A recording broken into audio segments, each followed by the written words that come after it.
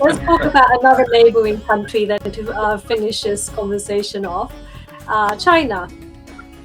Yeah, I've heard about it. Just a little bit of fun, really, actually, because some news has come out that maybe um, uh, Jinping was just self-isolating, and he wasn't really under house arrest, and there wasn't really this coup. This whole rumor, it just blew completely out of proportion, really, Now, isn't it? I have to, yeah, I understand what you're saying. Now, listen, you're talking about the she who's a he, right? Yeah. It's she, but it's actually a he, right? So, ping pong, or whatever, dingling, tingling, mingling, whatever the fellow's name is, the speed at which these rumors spread. And some of my Chinese friends said, wonderful news. He's not popular. They don't like him.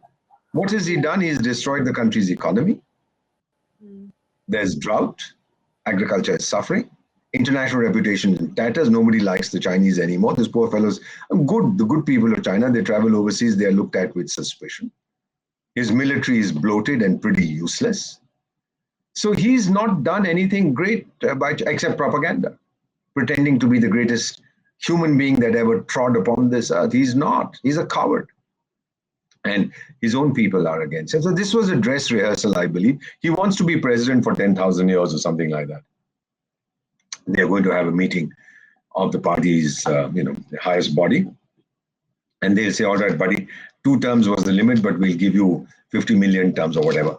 And even if you're dead, you can rule the country from your mausoleum, whatever. So, I mean, this kind of thing is ridiculous.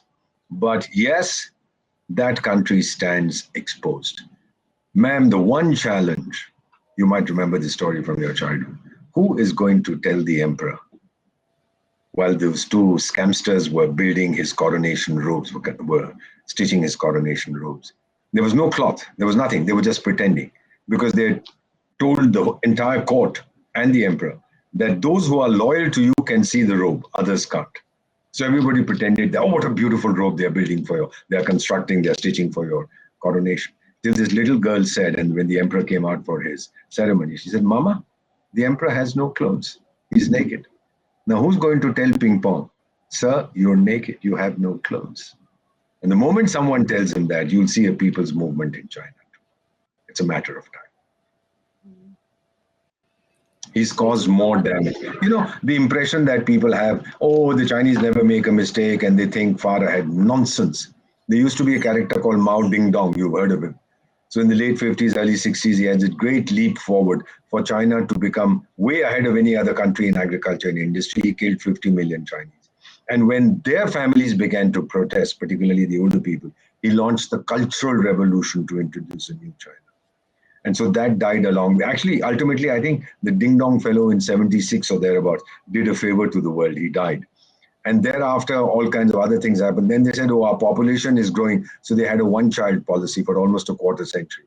Then they realized it was a mistake and they abandoned that. Now they have this zero COVID policy. Mistakes upon mistakes. They've made more mistakes than any other country. I don't think they are smart.